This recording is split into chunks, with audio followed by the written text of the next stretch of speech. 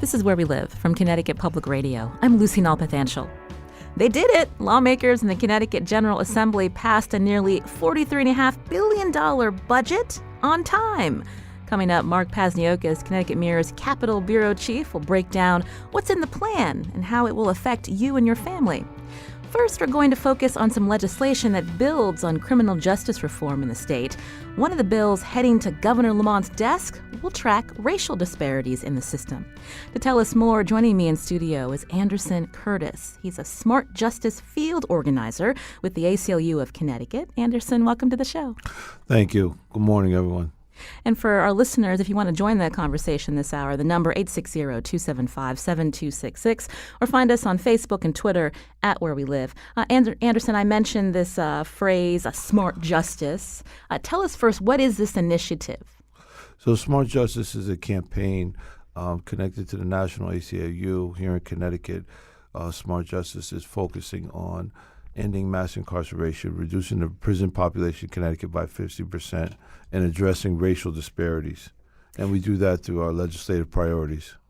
And so there's a package of bills that made it through this legislative session. Before we get to those and the details, I wanted to learn more about the people working on the Smart Justice campaign, you being one of them. This isn't just a topic that you feel strongly about. You have a very personal connection. Tell us more. Yes, I myself am formerly incarcerated. I've been out 12 years and have experienced a host of collateral consequences in that time. One of the things I was able to do was earn an associate's degree from Gateway Community College. But, more importantly, this opportunity with the Smart Justice campaign really connects with me because I love working with people, serving people, and that's our core value on our shirt, people, not prisons. You mentioned collateral consequences, so walk us through. We've talked about this on the show before with different guests, but for someone who has a prison record, when you finally do your time and get out, what are some of the first things that you notice when you're trying to get a job or to find housing? Right, so the barriers in employment and housing are varied according to different people. But, my story is not unique. There's over 40,000 people roughly living with a criminal record in the state of Connecticut, and we all experience the same daily struggles, finding access to employment to continue to, live a life worth living, taking care of our families, because there are families behind us. You have testified before the legislature this session. So give us an example, again, of something that you experience personally. If you were looking for an apartment, what was the first thing a landlord says to you when you divulge that you have a criminal history? So, being transparent about who I am and talking with different landlords. Actually, I moved here to Hartford from New Haven, and so, I experienced that. And sometimes, some opportunities were closed to me, because of my past. But, that just continues to give me drive and motivation to do the work I do. And then others that are working on the Smart Justice Initiative also formerly incarcerated. Correct. Yes, we are a campaign led by the formerly incarcerated, which is one of the Smart Justice values of centering the leadership. Those closest to the problem are closest to the solution, yet farthest from the resources. And so, that really drives the work that we do. But more importantly, we work with people across many different backgrounds. Again, our shirt says people, not prisons, and we were able to connect with people through us all being justice impacted. And so, the criminal justice system involves and impacts everybody, whether you may have served time in prison or not. Some of the bills that made it through, squeaked through before the midnight deadline before the Connecticut General Assembly. One of them is asking for more prosecutorial oversight. So tell us about that bill. Yes, so that bill will highlight some of the things going on with prosecutors' decisions, create more efficiency. And so we were very glad to work with Chief State's Attorney to get that bill done and other legislators. And again, people coming out for the campaign, people coming out for public hearings, people coming out for rallies, and people really demonstrated that this bill is a bill that's time has come, that through the participation we saw. So the proposal would require the Division of Criminal Justice, which employs prosecutors, to actually report data demographic data about people accused or convicted of a crime, about prosecutors' actions on charging, plea deals, diversionary programs, and sentencing. And then all this data will be published by the Office of Policy and Management beginning no later than July 1st. I mean, why is that important to find and look at this data, Anderson? Well, the data is important because on the back end, Connecticut is 5th and 7th nationally in incarcerating black and brown men. And so we really like to know how we got there. But more importantly, this data will help us all to move forward, to create efficiency and fairness and transparency in a system that, quite frankly, could use it. So when we hear about racial disparities in the system, this data will then help lawmakers and others, advocates for the formerly incarcerated, actually see the human cost of incarceration and then to work on changing other policies? Correct. So this is a strong launching pad for criminal justice reform. It was really inspiring to be able to go from a campaign where we were working with gubernatorial candidates on criminal justice reform to the prosecutorial data report outs that the governor was able to do with the transition communities. And then now working with legislators to get this law passed is just a great step forward for the state of Connecticut. Was it difficult to get buy-in from, say, the chief state's attorney's office, again, looking at how prosecutors are doing their jobs? It took several conversations, but again, it's just indicative that, this is the time has come for this, and I believe that everybody was really working together, that this will make Connecticut a forefront. And my executive director liked to use the phrase tip of the spear, and we're going to really drive this home and continue to work together with these offices to have a fair criminal justice system. And this is something that Governor Lamont had indicated that he would support from the beginning as a way to carry on the second chance work under former Governor Malloy? With some strong urging from our campaign, the governor was able to publish a criminal justice platform. We were able to continue to keep that in the conversation during the gubernatorial election. And to his credit, he continued to work on it with us. And this is where we are today through those efforts. You mentioned that the motto, people, not prisons. When you talk with people around the state, for those who don't have any experience with the criminal justice system, describe a little more about what are some of the attitudes, the beliefs that people have when they realize you may have a past criminal record and how they view you, Anderson. Well, that was really the really exciting part of the campaign. It was people coming up and just asking, what does the shirt mean? You know what I mean? And so what we were able to do was, put some humanity and dignity back into the conversation to let know that, people living with a criminal record have families. Those families have communities, you know what I mean? And all of us across the state of Connecticut are working together to build a stronger, more efficient Connecticut because people in prison are coming home one day. And I think it's better for the state if those people have access to employment and housing. So what happens if they struggle to find stable housing or to find a job? Is it easier to recidivate? Unfortunately, yes, it increased the likelihood. But, again, people want to change. People want to make a better life for themselves. People don't wake up and say, I want to recidivate today. People wake up and they want to go look for another job. They want to continue to pound the pavement. And so these laws will hopefully increase their ability to have access to employment and housing, which is access to a better life. In the studio with me is Anderson Curtis, a field organizer with the ACLU of Connecticut. He and others working on the Smart Justice Initiative, again, to further criminal justice reform in the state of Connecticut. If you know of this initiative, if you have thoughts about Connecticut's progress with criminal justice reform, you can join our conversation, 860-275-7266 here on Where We Live. Find us on Facebook and Twitter at Where We Live. Last night, Anderson, another bill under the Smart Justice Initiative passed. And again, it's looking at these collateral consequences that you mentioned. So what will it do for the formerly incarcerated when we look at barriers to housing, to employment? Okay, so this council will have some recommendations for the legislature next year through having community conversations talking about the regulatory barriers that the formerly incarcerated and people living with a criminal record face in the state. But, more importantly, it's about really just broadening the conversation and the support that we're already received. People really invited themselves into the Smart Justice campaign. They responded to our ads on social media. They turned out for our public hearings. It's just really exciting to have someone RSVP to an event, show up. I'm able to give them a People Not Prison shirt, and then the next day they're lobbying with me at the Capitol. When you talk about this council, can you tell us who'll sit on the council? There's various stakeholders that have experience in the process of people working around collateral consequences. So it's a wide-ranging council, and we believe that it'll really serve the community through creating the recommendations that'll come for stronger legislation next session. Mm. So what work is left to be done, Anderson? Again, there were several bills that you were hoping under the Smart Justice Initiative to pass.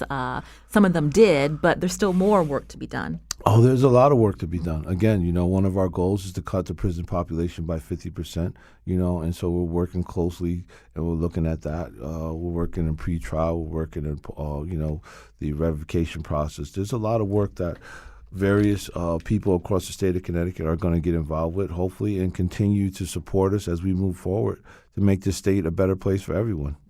When you mentioned this 50% goal, so what are some ways to get there? I understand through some of the testimony that you and others have given that the state spends more money on the prison system than on social services.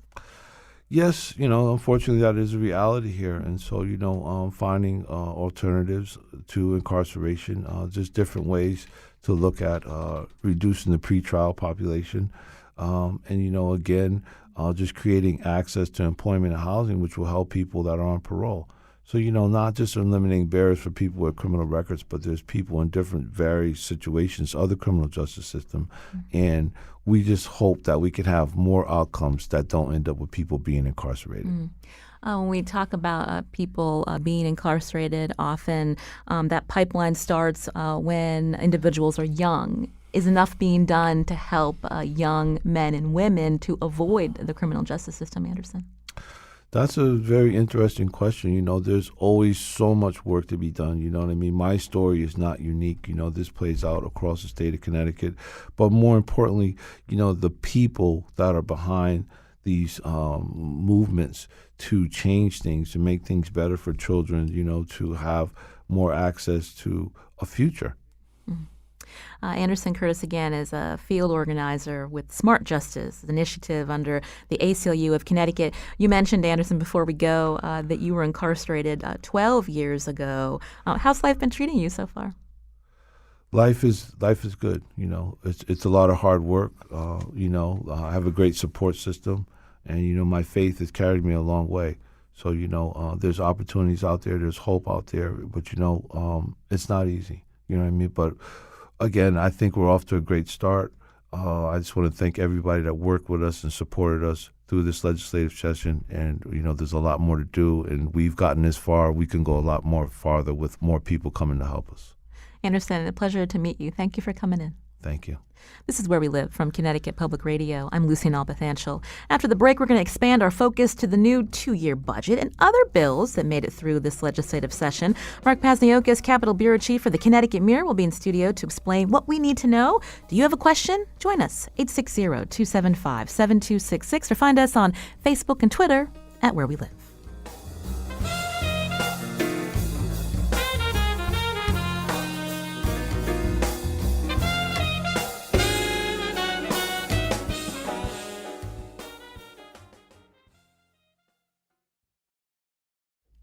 This is Where We Live from Connecticut Public Radio. I'm Lucy Nalpathanchel. There's no doubt municipalities are pleased that the Connecticut General Assembly passed a new 2-year budget on time. But what exactly is in it? According to the Connecticut Mirror, a majority of Democrats hailed it as a historic plan that averts a big deficit without raising income tax rates and makes key investments in education and health care and promotes long-term fiscal stability. Now, there's a lot to talk about, so I'm pleased to welcome back to the show Mark Pazniokas, Capitol Bureau Chief at the Connecticut Mirror. Mark, welcome back. Good morning. And I should tell our listeners that is your birthday today. Happy birthday to you. Oh, thank you. The Connecticut General Assembly always helps me feel a year older this time of year. So you were up late at night. Earlier, we were talking with Anderson Curtis, a field organizer with the ACLU Smart Justice Initiative. A lot of criminal justice bills making it to Governor Lamont's desk. Is this striking to you or more of the same after Governor Malloy's legacy of second chance? I would never call it more of the same because that sounds dismissive. But it is a continuation of something that Connecticut took the lead on as far as reforming criminal justice, both how the prisons work, how the courts work, to give a little greater focus on how to divert people from court and the criminal justice system whenever possible, how to avoid tagging people with criminal records that can haunt them for a lifetime. Governor Daniel Malloy began that. He really turned Connecticut into a national laboratory with the assistance of some national think tanks such as the Vera Institute. And Governor Lamont has adopted this. He is not as passionate about it as Governor Malloy was, but his administration has certainly embraced it. They have hired, as Governor Malloy did, a specialist in the Office of Policy and Management to track these issues. And the other thing we've seen that's very interesting is, the guest you just had with the ACLU of Connecticut. I mean, it's a fascinating approach to this, is to bring people who have served time in Connecticut prisons, to have them doing the lobbying, have them tell their stories at the Capitol, to be there every day. That stuff really makes a difference, and it did this year. The other thing I'll say is this was an interesting year for a state senator named Gary Winfield. He's a Democrat from New Haven. He is the first non-lawyer to be the co-chair of the Judiciary Committee, and he has shown himself this session to be a pretty good negotiator. He got through, two bills that could have been very, very difficult, bills that require more transparency as to how state prosecutors work, and a police accountability bill that was put together after two fatal police shootings, the one in Wethersfield and one in New Haven. And Gary Winfield sat down with the prosecutors. He sat down with police officers and chiefs of police and came up with something that was acceptable to law enforcement, but does kind of make some advancements. We're going to be able to track police use of force better than we were able to do before. And the transparency into how prosecutors work is very important because that's seen as sort of the next frontier. The crime rates have come down in Connecticut. The rates of incarceration have come down. But people tell me the low-hanging fruit has all been picked. And now you have to really look at, okay, how are decisions being made by prosecutors when people come in the door? And ultimately everything prosecutors do is done in open court, so there is that degree of transparency. But the decision process and tracking things, how is it different in Waterbury from Hartford or Manchester, that kind of thing. And this is the stuff they hope to learn from, just as Connecticut has done incredible tracking on police motor vehicle stops where you can really see patterns. Where there may be problems with racial profiling. And, the police, after kind of complaining about that and trying to, they were very defensive at first, they have actually embraced it in many cases, and we see changes. So it's kind of a cool thing. This police accountability bill that you're talking about, being very specific, telling police departments that their officers cannot shoot into a moving vehicle unless they feel like their life is in danger. That's something that came out of that Wethersfield case just a few weeks ago? Yeah, the thing about that is it's really not as much of a change as you think. That's what police officers are taught now, at least according to the curriculum I've looked at for the academy in Connecticut. Ultimately, it's up to it's the decision of the officer in that moment of crisis. But I think what this does, it reinforces what officers are taught. There's an educational component, but yeah, at the end of the day, if an officer just steps to the front of a vehicle to get the attention of a driver they're trying to stop, and that driver comes forward, and that officer feels threatened, he still can fire. And the law in Connecticut and every place else is tilted to the police, that it's a question of their state of mind, what is a reasonable fear, and that is not changed by this bill. And that's based on a U.S. Supreme Court decision. Yeah.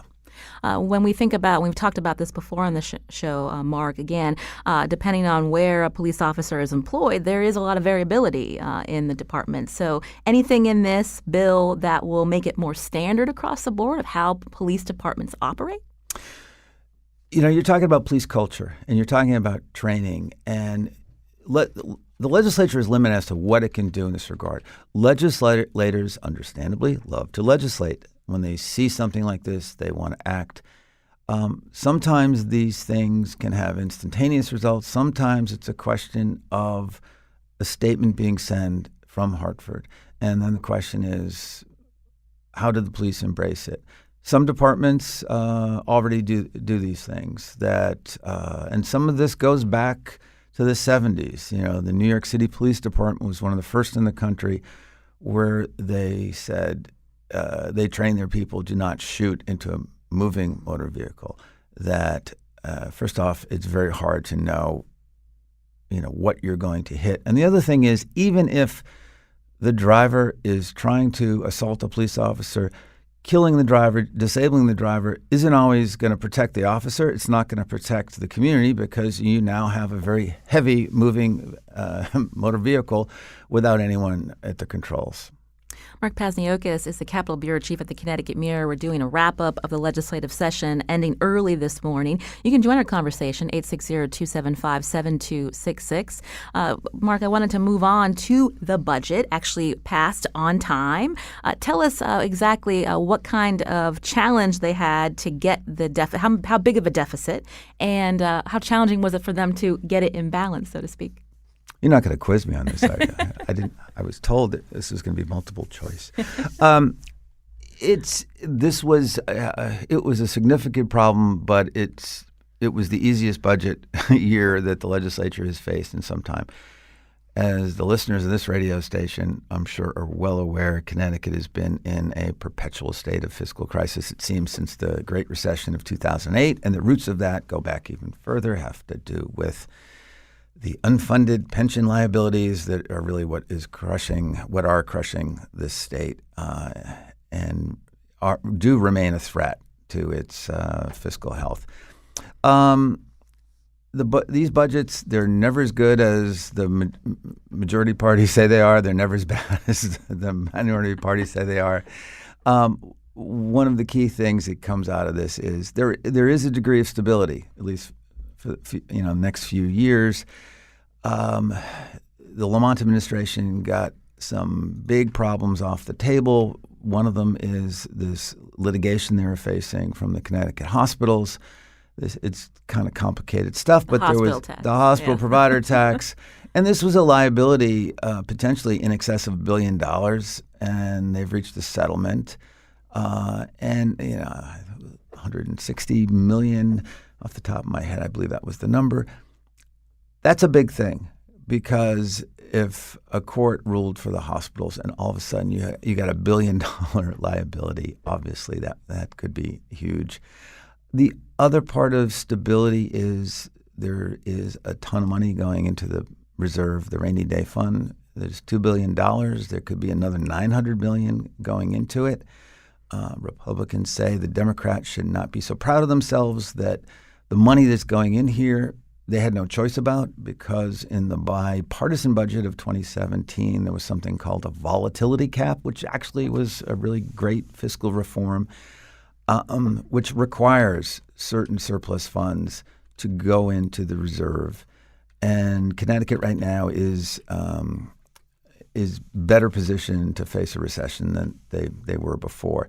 Democrats say, hey, we were part of that bipartisan budget too, so we get credit for that. Whenever there's budget negotiations, residents, of course, are concerned with sales tax hikes and other calls to raise taxes, including income tax. This is something that Governor Lamont said he didn't want to do related to the income tax. So what's in this budget that's going to impact you and me? Sure. The governor pretty much got what he wanted on that. Let's just talk quickly what's not in there. There are no income tax rate increases. The progressives really wanted to hit the rich with capital gains surcharge. That did not happen. So what you will see is, Lucy, if you have any bad habits having to do with drinking, vaping, that will become a little bit more expensive. The so-called sin taxes are always the easiest ones to raise in Connecticut or any place else. They have the twin benefits of bringing in money, and in some cases they discourage people from doing things that they probably either shouldn't do or perhaps should do in moderation. You will pay a little bit more if you go out to a restaurant. There's going to be a 1% tacked on to your restaurant bill on top of the sales tax of 6+%. But they did avoid major hits. They did delay some tax cuts that had been on the books to take effect. Those things should always be viewed as something that will be vulnerable because it's a lot easier to not give somebody a tax cut that perhaps they don't even know that was coming. Something also, plastic bags starting fairly soon, I believe, 10 cents per bag, but hopefully there's going to be a ban on plastic bags in the future. That's going to be money that the state won't have in a few years. Yeah, and that's, again, it's a little bit like the sin tax. Some of this is to raise money. Some of it is to change behavior. Plastic bags are a huge problem in a couple areas. They've some of the people focus on, well, they don't decompose when they're in a landfill. But I think the bigger problem is they really gum up the works on these recycling plants, single-stream recycling. Plastic bags are really a big problem for this. There's also a litter problem, and it is overall a resource problem. It's should this stuff be used? So, yeah, the goal is to get people to stop using them. I do have reusable bags in my car. I just have to remember to bring them into the store. Mark Pazniokas is with us, Capitol Bureau Chief of the Connecticut Mirror. We're talking about what lawmakers accomplished in passing a budget on time, also some other bills that made it through before the deadline at midnight. You can join our conversation, 860-275-7266. I wanted to circle back to calls to raise the income tax because there was a group of wealthy residents who said, hey, Governor Lamont, we want to be taxed more. One of them's calling in right now, Bill Collins from Norwalk. Bill, welcome to the show. Hi, thanks a lot. And I admire Mark for being up and awake and cogent at this hour after the sessions end. The bar is low. He's good at his job all these years. So, Bill, again, what's your take as one of the wealthy residents signing on to a letter to the Governor Lamont's administration? Did the same, I believe, for Governor Malloy, asking for a hike in the income tax. This is something that Governor Lamont didn't want to do. It's not in this budget. Yeah, well, we're pretty disappointed.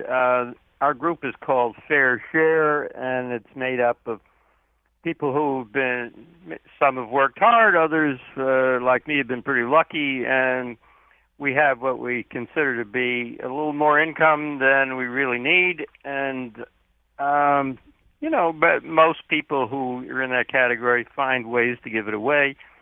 Much more effective for the welfare of the state if the upper limits of the income are taxed a little higher. So we proposed a 2% increase in the income tax in the top bracket. Very few people would pay this, but prosperous people would. And feeling it wouldn't really hurt anybody. There was a lot of pushback naturally from folks who don't want to pay more taxes. And they say, well, rich people will move out of the state if you tax them a little more. And the disappointing part was some people in the legislature seem to believe this propaganda. It's really a lot of baloney. Folks who are making a pretty good income could afford a little more in their income tax, and nobody's going to move away. Can you see somebody from a gated community in Greenwich moving away from the club and the restaurants and 1 hour from New York and that sort of thing? It's just propaganda. So we were disappointed that Governor Malloy and the legislature did not seek to solve part of their financial problem by raising the top bracket tax level by a couple of percent. Mark Pazniokas is here with me. Is it a bunch of baloney, this fear that the wealthy will leave if the income tax goes up, Mark? The statistics are such that there is material that both sides can latch onto. There is a loss of income. There are people, it seems that the people who are leaving Connecticut, for whatever reason, I mean, Mr. Collins makes a very good point. There are many, many reasons why people live where they live, obviously. Job, connection to family, you get older, where are your kids, where are your grandkids? And I think Mr. Collins makes a very good point that it's never one thing. The scary thing with Connecticut tax revenue is Connecticut does rely on some very wealthy folks. That tends to be volatile in the sense that if one or two people leave, for whatever reason, you actually can feel it. In New Jersey, there was that case of a hedge fund guy who left, and they had a big hole in their state budget based on one person deciding to go south. For whatever reason, he had to go south.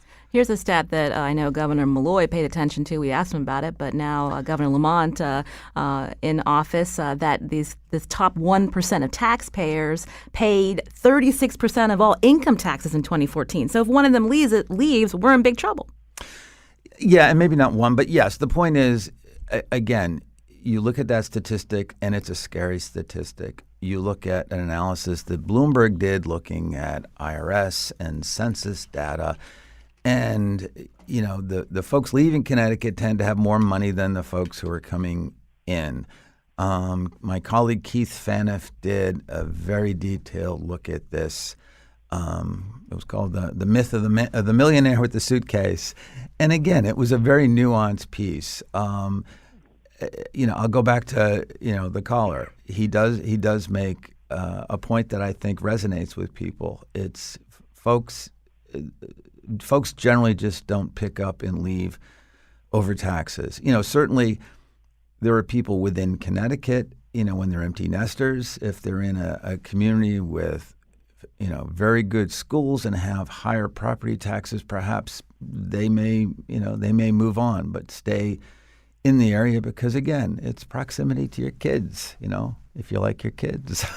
I do want to bring up the mansion tax, which I do believe passed, where people who sell their homes worth $2.5 million or more, and they have the gall to leave Connecticut, you're going to pay a tax on that. So the way that works, if you remain a Connecticut taxpayer, you basically get this extra conveyance tax back. It's a credit. But if you leave Connecticut, that's our little goodbye gift. Bill, what do you think of that mansion tax? Well, the mansion tax is better than nothing, certainly, but it really doesn't amount to much. I think what we overlook is historically young people move to Connecticut. They get out of college. They move into Connecticut in their U-Haul trailers and vans and start settle life in an apartment someplace. And they live here and work hard and prosper and make money. And when it's time for them to leave, whether they like to play golf, we have friends who moved out of the state, not terribly rich, but they love to play golf, and so they're in South Carolina now. And plenty of folks move to Florida. We're never going to stop that, I'm afraid, until climate change washes Florida away. But this has been the normal progression for, who knows, ever since they invented U-Haul. Young people have moved in the U-Haul, and they succeed, and when they move out, it's in a Mayflower van. So there's this progression that some folks, maybe with other purposes in mind, have latched onto and say, well, the rich people are moving out. But it's just the normal way of life, and I don't think the mansion tax is going to have much impact on that, and I don't think another couple percent on the top bracket is going to have much effect on that either. Well, thank you, Bill Collins, again, for calling in to give us your perspective. Mark, before we hit some calls, did you want to add anything? Well, just the other aspect of that is Connecticut tries to be competitive with New York, New Jersey, and Massachusetts. And that's always at the back of the mind of any Connecticut governor when you look at making the tax system more progressive. Connecticut right now is cheaper for somebody of wealth than to move across the border, say, into Westchester County, where the property taxes are higher, there's an added sales tax, and the income tax is higher. You can join our conversation with Mark Pazniokas, Capitol Bureau Chief at the Connecticut Mirror, as we do a legislative wrap-up, 860-275-7266. Michael's calling from Ashford. Michael, go ahead. Hi, thanks for the call. Mark, a question to you. I saw a graph, maybe it was in your publication a couple of years back, that the pension crisis would peak around 2030, and that it was an order of magnitude sufficient to just crush every, possible remedy. And I'm wondering, is that still a reality, or are we beginning to actually, dig ourselves into solvency? Thanks. Well, yes. There were a couple of reasons for that. The way that things are structured, there basically was a balloon payment that Connecticut was looking at in 2032. Under Governor Malloy, they did smooth that out. They refinanced. It's like if you're facing if you got a variable rate mortgage and you're facing a big balloon payment, you refinance. There's added cost to the state for that, but yes, and the state was facing something that would have just crushed it. There's a similar issue with teacher pensions. There's a similar problem. The legislature in this budget smoothed that out. I will say they did so in a way, again, to use the home refinancing metaphor. They took some money out. They put some money into this budget with that refinancing. They could have done it a little bit later, and they could have done it in a way that would not have cost future taxpayers as much. But so there are two issues with these pension problems. One is you do have these cliffs. You have these big balloon payments that the state, when you face, you have to smooth them out. And the other issue is just it's going to take a lot of time because of the failure of the state of Connecticut under the control of governors of both parties, legislatures of both parties, just failed to pay into the funds, and you cannot correct that mistake. It takes time. You cannot correct it in 1, 2, 3, or 4 years. Real quick, Mark, also you mentioned the teacher pensions. Both Governor Malloy and Governor Lamont wanted municipalities to contribute to teacher pensions, but that ended up not making it through. Why? Because there are a lot of towns. Governor Malloy had a proposal that, quite frankly, was never going to fly. He wanted to have this massive shift, and that shift would have included the unfunded liability that the teacher fund had. And the town said, quite rightly so, hey, wait a minute, that wasn't our decision, and now you want to stick us not just with the normal cost going forward, but with the debt. And the town said, it would be more reasonable to say, okay, have us pay a share. So Governor Lamont comes in, and he basically did what the town suggested when they were furious at Governor Malloy. And the town said, no, we don't want to do that. And so the towns were going to get from that meal tax we mentioned, that extra meal tax, that was going to go to the towns to help offset them paying more into the teacher pensions. When they gave up on the towns contributing to the teacher pensions, the state said, fine, you're not going to get the meal tax money. We're going to put that in the general fund. Mm-hmm. So it's the thought behind this is, should the towns have some skin in the game, because they're the ones who negotiate the contracts for salaries, and those salaries obviously affect ultimately what the pensions are worth. It is a weird system. It's this two-step system where the state handles all the pension stuff, all the retiree stuff for teachers, but the towns have a lot to say about what ultimately that costs the state. You talked about how there's lots of towns. Regionalization also didn't make it through this session, but that'll be a conversation for another time. Mark Pazniokas is with me here on Where We Live. He's Capitol Bureau Chief at the Connecticut Mirror. You can join our conversation, 860-275-7266. Find us on Facebook and Twitter at Where We Live. We're back after a short break.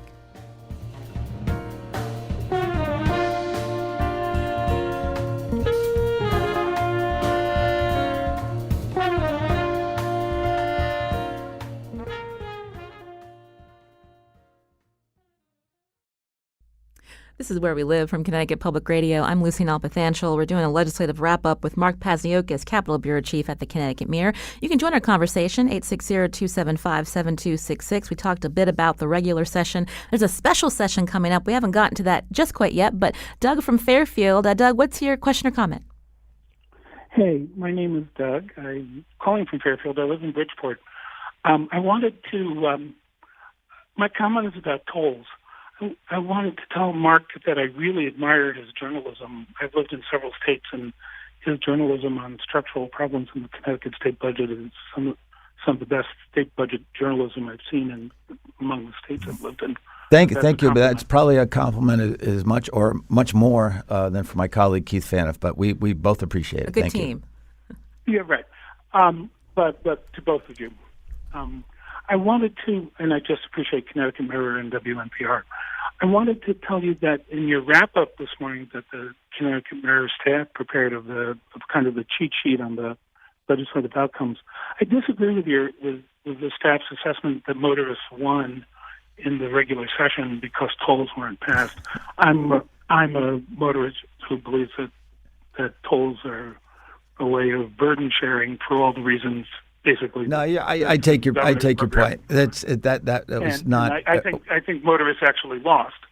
Yeah. And I just wanted to note that. I think a lot to say about it. I'm pretty much in the governor's camp on that. No, and your point is well taken. I mean, that was a judgmental thing. That was sort of a quick thing about just money. And no, you're right. I mean, there's a question of ultimately do motorists win or lose if we don't do the tolls, if we don't improve the highways and so forth. So thank you for pointing that out. So what is the latest on tolls? So the governor has to call a special session?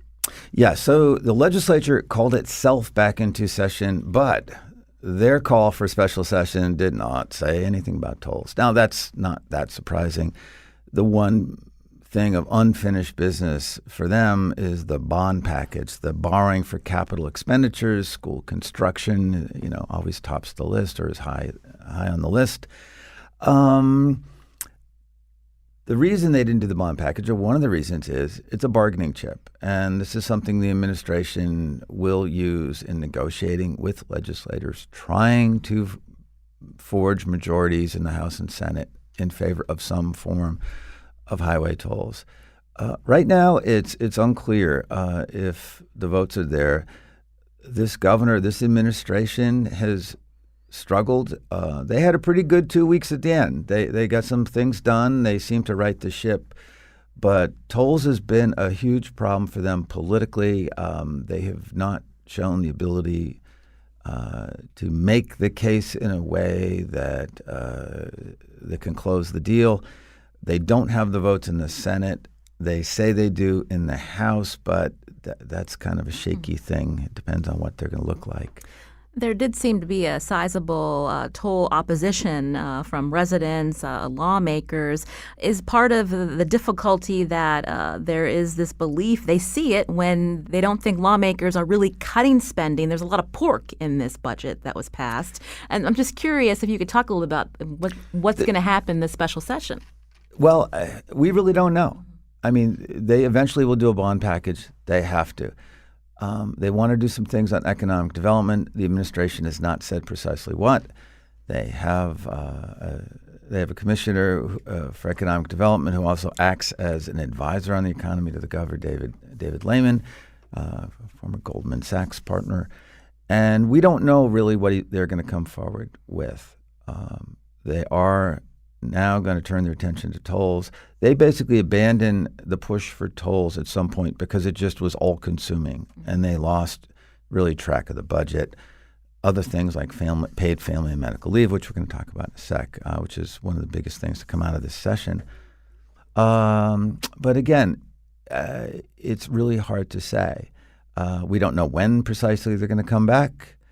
And the sense I get talking to people, when you talk to them privately, you get a very different read. Even people who think tolls would be good public policy, there is a lot of reluctance on the part of Democrats. In the Senate, they think this is kind of an existential threat to their majority. Until the last election, they were in a power-sharing arrangement. It was an 18-18 tie in the Senate, and the Democrats learned they don't much like doing that. And they have a nice solid majority of 22-14. They would like to retain that.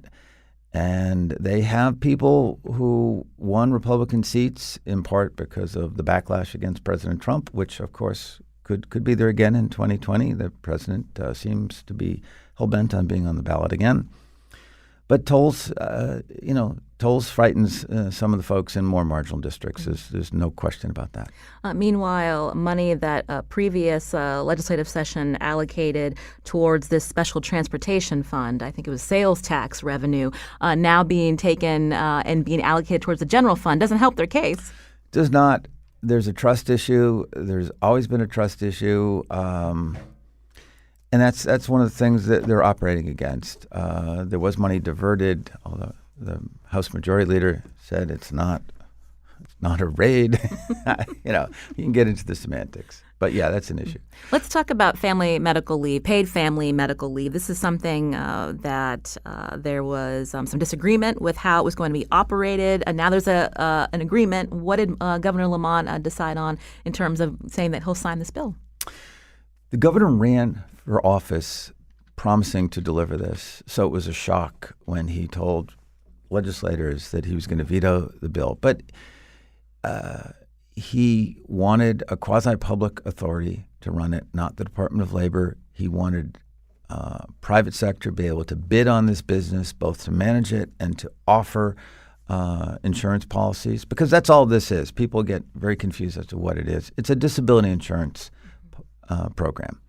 It will be a mandated insurance policy that you and I will buy. Everybody who has a job will buy, because we're going to have 0.5% of 1% payroll tax, and that will get us this disability insurance policy. So if you are sick, if you have a family member you need to care for, you will get 12 weeks of wage replacement, depending on your income level.